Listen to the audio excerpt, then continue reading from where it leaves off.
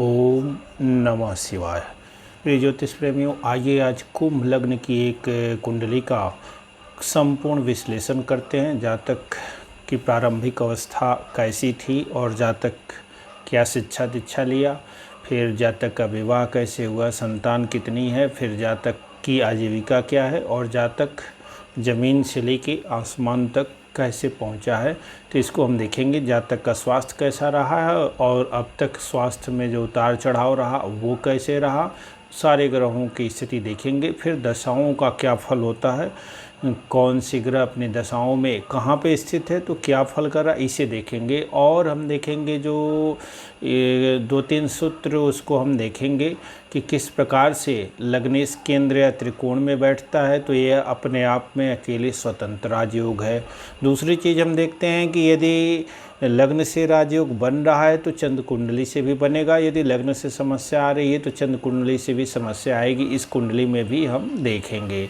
लग्न सर्वोपरि है और लग्न कुंडली का ही विवेचन यहाँ पे करेंगे और साथ में नवांश का विशेष महत्व है। तो लग्न हम देख रहे हैं इस प्रकार से, कुंभ लग्न है, लग्न में ही सूर्य बैठे हैं, बुध द्वितीय भाव में है, नीच राशि में स्थित हैं, और शुक्र और मंगल मेष राशि में स्थित हैं, जो केंद्र त्रिकोण राजयोग भी है इस कुंडली में, क्योंकि शुक्र पूर्ण योगकारी अकेले भी हैं और साथ में मंगल केंद्र का स्वामी होकर के तृतीय भाव में बैठा हुआ है। हम ये भी जानते हैं कि यदि अशुभ ग्रह केंद्र के स्वामी हो तो अपनी दशाओं में अशुभ फल नहीं देते, तो इसको भी देखेंगे। और ये भी देखेंगे महाधनी का योग, यदि द्वितीय लाभ भाव में स्थित हो जाए तो महाधनी का योग बनता है। और इस कुंडली में तो आप देखेंगे कि द्वितीय और लाभेश अर्थात सेकेंड लॉर्ड और 11th लॉर्ड दोनों का स्वामी गुरु है और स्वगृही अर्थात मूल त्रिकोण राशि धनु में स्थित होकर के लाभ भाव में स्थित है।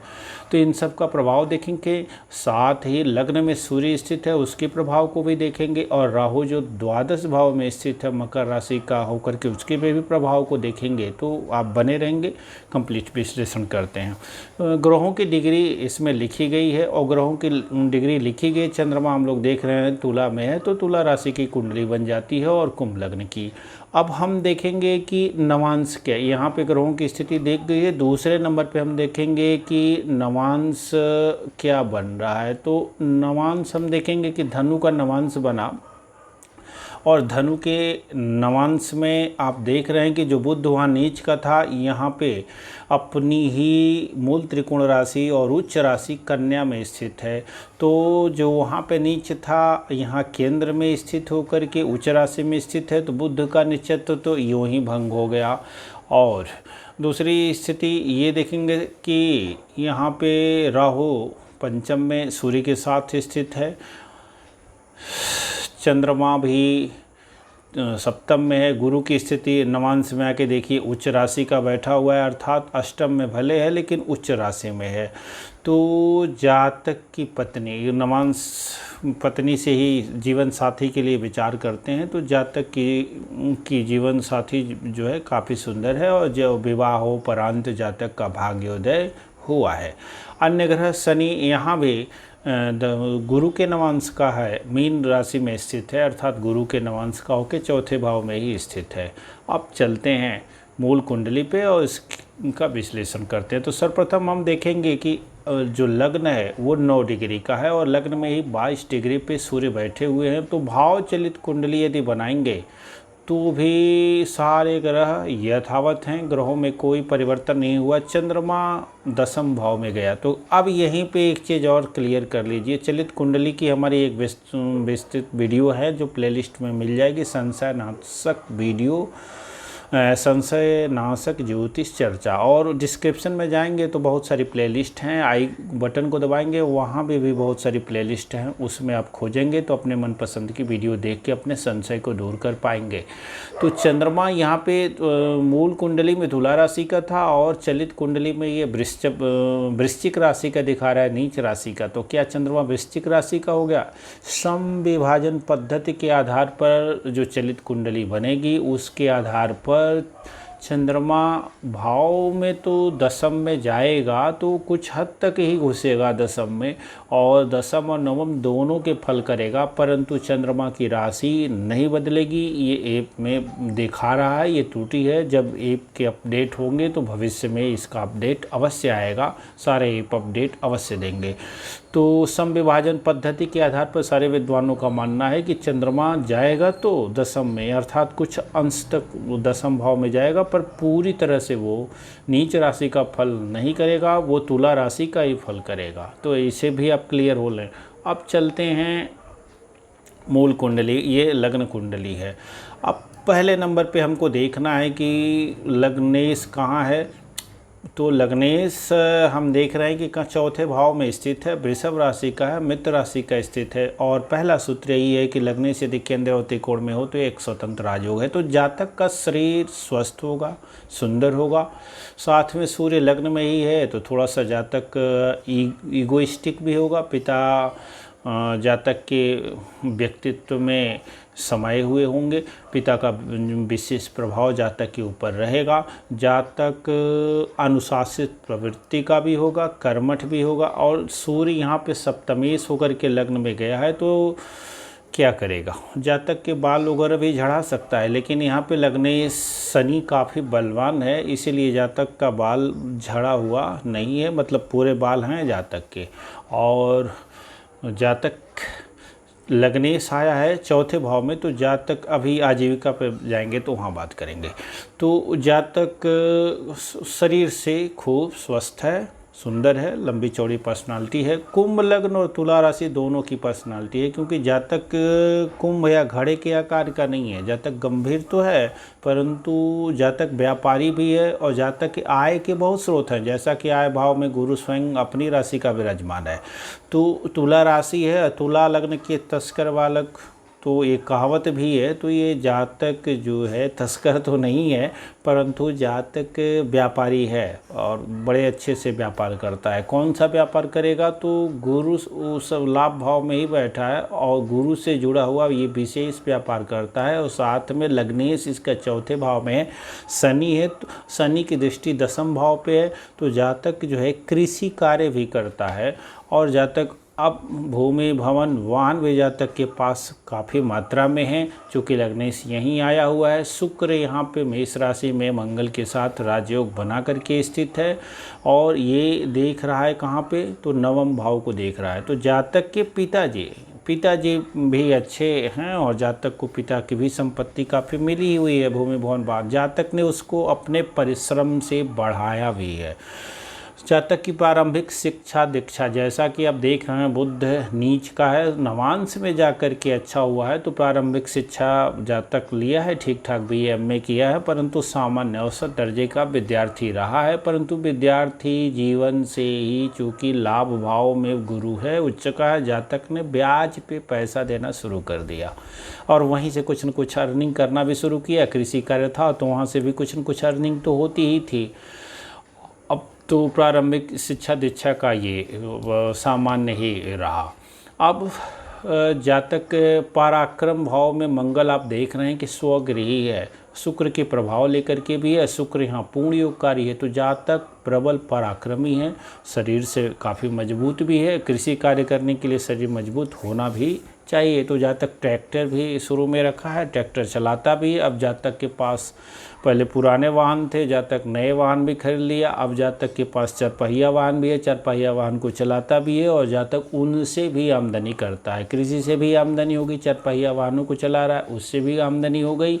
और जातक की जो मुख्य आमदनी है, लाभ भाव में गुरु है और सूद पे जो धन दिया जाता है और वो सूद कमाया जाता है, तो वो ब्याज पे धन देना और कमाना, तो वो जो है गुरु के अंतर्गत ही आता है। फाइनेंस का कारक गुरु है, वित्त का कारक गुरु है, खजाना गुरु के पास ही है। तो कारको भाव नाशाय का सूत्र लगाएंगे? बिल्कुल नहीं लगाएंगे, क्योंकि गुरु अपनी राशि का है, लाभ भाव में है और महाधनी का योग बना है। तो जातक अग्रसर है, क्रमशः महाधनी की ओर होते जा रहा है, क्योंकि जातक ऐसी जगह सूद चलाता है ना कि वो 5% पर सूद चला जाता है, कहीं कहीं तो थोड़ा सा और अधिक, तो बहुत अधिक होता है ना, साल का 12, 25, 60% रिटर्न इसको मिलता है, कोई भी शेयर वगैरह नहीं देगा।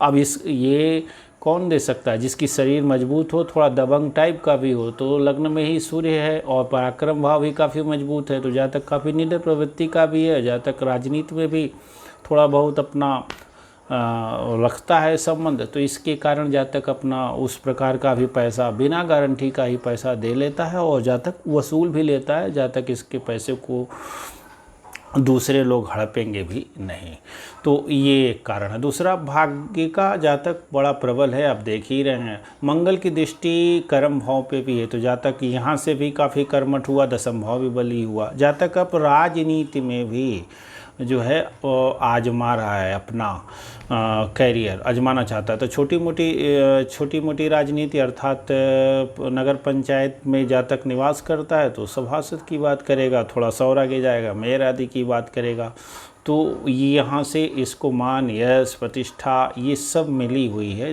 जिस स्तर से रहा है वहाँ से, और उत्तर वृद्धि को प्राप्त हो रहा है। अब भाई आदि बहनें आदि होंगे कि नहीं, तो जैसा देख रहे हैं तृतीय भाव में शुक्र भी है, तो बहनें भी हैं और मंगल उसका कारक भी है, स्वामी भी बन रहा है, तो जातक का छोटा भाई भी है। अब जातक का निवेश आदि देखेंगे, संतान की बात करेंगे। यहाँ से जातक चौथे भाव से चूँकि शनि मित्र राशि में स्थित है और शुक्र ही जो है बलवान होकर के कुंडली में स्थित है, चूँकि दिग्बली शुक्र होता है और दिग्बल के पास है यहाँ पे तीसरे भाव में, इसीलिए जातक की माता भी अभी भी जीवित हैं और माता जी का भी सुख जातक को प्राप्त है। थोड़ी बहुत हार्ट की प्रॉब्लम हुई और फिर से ये सेल लगता है, अभी भी जीवित हैं, धार्मिक प्रवृत्ति की हैं, जातक वहाँ से भी संतुष्ट है। भूमि वन वाहन पहले ही कहा कि जातक के पास काफ़ी है, उत्तर वृद्धि को प्राप्त होता है। जातक केतु यहाँ छठे भाव में स्थित है, इसका भी फल उत्तम ही है, 3, 6, 11 में अशुभ ग्रह काफ़ी उत्तम फल देते हैं, तो जातक यहाँ से भी शत्रुओं का नाश करने में समर्थ है, क्योंकि छठे भाव पे शनि की दृष्टि आप देख रहे हैं, तीसरी दृष्टि पड़ेगी, तो जातक शत्रुओं का नाश करने में समर्थ है। जातक के शत्रु वगैरह तो होंगे ही, जातक अंततः उन सभी को दबा ही देगा। अब दाम्पत्य जीवन, तो पहले ही हमने कहा कि विवाह, चूँकि सूर्य अपने से सप्तम गया है, लग्न में गया है, तो थोड़ा बहुत जातक को तो परेशान कर सकता है, परंतु जातक की पत्नी के लिए अच्छा है। और चूँकि शनि की दृष्टि सूर्य पे है, तो पिता से थोड़े बहुत मतभेद होते हैं, चूँकि मंगल की दृष्टि नवम भाव पे भी है, तो पिता से मतभेद होते हैं, अंततः फिर भी जातक पिता के साथ है और दाम्पत्य जीवन भी जातक का सुखमय है। अब सप्तम भाव और अष्टम भाव दोनों को लेके चलेंगे, तो जातक दीर्घायु भी कहेंगे, क्योंकि लग्नेश केंद्र त्रिकोण में है और बुध जो है अष्टमेश होकर के द्वितीय भाव में है और अष्टम भाव को देख रहा है, तो अष्टम भाव भी बली हो गया और साथ में लग्नेश काफ़ी बलवान हुआ, गुरु भी ठीक ठाक स्थिति में है, तो जातक दीर्घायु प्राप्त करेगा। अब सप्तम भाव जातक का काफ़ी बलवान हुआ, तो दाम्पत्य जीवन तो रहेगा ही रहेगा। जातक के अन्यत्र भी एक्स्ट्रा मैरिटल अफेयर की बात की जा सकती है, नकारा नहीं जाएगा, क्योंकि आप देख रहे हैं कि सप्तम भाव काफ़ी बलवान होगा, लग्नेश भी बलवान है, मंगल और शुक्र की युति, जिसको बहुत सारे लोग कह ही देते हैं कि ये वासना योग बनाता है, तो मंगल शुक्र की युति तीसरे भाव में। अब चलिए, यानी शुक्र भी बलवान है दिग्बल के करीब, लग्नेश केंद्र में है, काफ़ी बलवान है। अब सप्तम भाव भी बली हो गया, अर्थात जातक का सप्तम भाव बली है, तो सप्तम भाव से कमर के नीचे के हिस्से का विचार करते हैं, वो भी काफ़ी बलवान हो गया।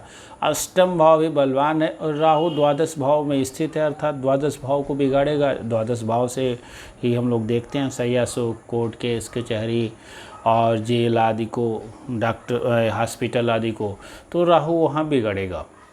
ये सब स्थितियों को हमने देखा। भाग्य भाव की स्थिति है, चंद्रमा वहाँ स्थित है, अच्छा ही रहेगा, कोई वहाँ पे परेशानी नहीं है। चंद्र कुंडली का विचार करेंगे तो देखिए, चंद्र कुंडली से भी सप्तम भाव में मंगल स्वगृही हो जाएगा, शुक्र वहीं हो जाएगा, अर्थात सप्तम भाव काफ़ी बली हो जाएगा, और अष्टम भाव में शनि मित्र राशि के हो जाएंगे, तो यहाँ से भी सप्तम और अष्टम भाव सक्रिय होगा, जिसका अभी पूर्व में जिक्र किया कि जातक काफ़ी उपभोग करेगा सप्तम और अष्टम भाव से जुड़े पदार्थों का।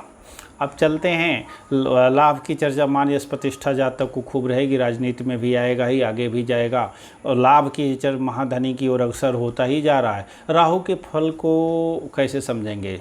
अब हेल्थ तो बढ़िया रहा है, जातक पहली बार झटका खाया है 3-4 वर्षों पहले, और वो ये भी देखिए जन्मकालीन दशा इसको गुरु की ही प्राप्त हो गई, तो शुरू से ही ये उत्तम फल इसको मिलने शुरू हो गया। और कुंभ लग्न में गुरु की जो इस कुंडली में जो पोजीशन है बड़ी अच्छी पोजीशन है, तो अधिकांशतः ग्रहों की पोजीशन बड़ी अच्छी है। सूर्य मार्ग के शुक्र के लग्न में है, तो अपने ईगो के कारण और सप्तम भाव अर्थात सप्तम भाव से एक्स्ट्रा मैरिटल अफेयर सप्तम अष्टम से जुड़ के कारण ही जातक को विशेष परेशानी का सामना भी करना पड़ेगा, क्योंकि जातक उसकी विशेष रुचि रखेगा, व्यक्तित्व में ही है। सब जातक ज़्यादातर स्त्रियों से झुकाव रखेगा ही रखेगा, और मंगल शुक्र की युति है, तो 2 कारणों से। तो अब इसी के कारण मार्कत्व का दोष भी सूर्य के कारण मिलेगा, और राहु द्वादश को भी करेगा, तो राहु दुर्भरण देता है द्वादश भाव में हो, तो ऐसा इनको इधर से तो काफ़ी अच्छा चलते आइए। गुरु की दशा में, शनि की दशा में, बुध की दशा में, केतु की दशा में शरीर से संबंधित इनको कोई विशेष परेशानी नहीं आई। अब केतु की महादशा जब चली, और केतु की महादशाओं में जब इनको राहु आया 18 से 19 के बीच में, तो इस समय इनको मृत्यु तुल्य कष्ट मिला। और जैसा कि इस प्रकार का धंधा जो करता है, और उसके शत्रु तो होते ही हैं, वो पैसे को पचाने के लिए भी शत्रु बन जाते हैं। और दूसरा जो सप्तम और अष्टम भाव को लेकर के विशेष सक्रिय रहेगा, तो वहाँ से भी शत्रु उत्पन्न होंगे, और फिर राहु यहाँ से दुर्मरण देने की स्थिति में है, तो इनके सर पे विशेष आघात हुआ, और सर पे विशेष आघात हुआ तो ये मरा हुआ जान के ही लोग गए, लेकिन ये फिलहाल बच गए, दवा आदि हुआ 1-2 साल फिर बच गए। तो लग्न में सूर्य के स्थित होने से क्रूर ग्रह है, लग्न को पीड़ित किया, न्यूरो संबंधी रोग ये लग्न से ही जुड़ा है। लग्न पे चोट, ये शस्त्र आदि से आघात, डंडे आदि से आघात सूर्य के अंतर्गत आता है, तो जैसा ये दिखाया, और राहु अपनी दशाओं में दिखाया, तो हॉस्पिटल में जाना पड़ा, और दाखिल रहे, खूब पैसे आदि का खर्चा भी हुआ, और लौट के वो वापस आए, सालों परेशान रहे, दवा बराबर हॉस्पिटल आदि में जाना रहा। तो इस प्रकार से इस कुंडली का संपूर्ण विवेचन रहा। राहु के बाद अब ही दशाएं केतु के बाद, केतु तो यहाँ ओवरऑल अच्छा फल कर जाएगा, अन्य ग्रह दशाओं में अच्छे फल कर जाएंगे। केतु के बाद जो इनकी दशा मिल जाएगी, और केतु के बाद शुक्र की दशा मिल जाएगी, और शुक्र की दशा इनको कैसी जाएगी 22 से लेकर 42 तक, 20 साल तक शुक्र की दशा जाएगी। शुक्र पूर्ण योगकारी ग्रह है, तो अब ये राजनीति आदि में जो सक्रिय हैं वहाँ पे काफ़ी आगे जाएंगे, और उसका भी इनको लाभ प्राप्त होगा। और जीवन में जो महाधनी का योग है वो भी और अधिक सक्रिय होगा। पूर्ण योगकारी है, तो राजनीति में भी भूमि भवन वाहन का जो है ये और वृद्धि ही होगी, और जातक खूब मतलब और भी प्रतिष्ठित भी होगा, और खूब सुख को भी प्राप्त करेगा। तो ये लगा वीडियो आपको अच्छी लगी होगी, और डिस्क्रिप्शन में जाके अन्य सारी वीडियो उन्हें भी देख के लाभ ले सकते हैं। वीडियो को लाइक कर दें, और चैनल को सब्सक्राइब भी करें, ताकि अन्य वीडियो की सूचना आप तक मिलती रहे। और जहाँ कोई परेशानी हो कमेंट कर सकते हैं। सलाह के लिए कुंडली विवेचन शुल्क के साथ मिलता है। व्हाट्सएप नंबर डिस्क्रिप्शन में दिया गया है, संपर्क कर सकते हैं। बहुत बहुत धन्यवाद। ओम नमः शिवाय।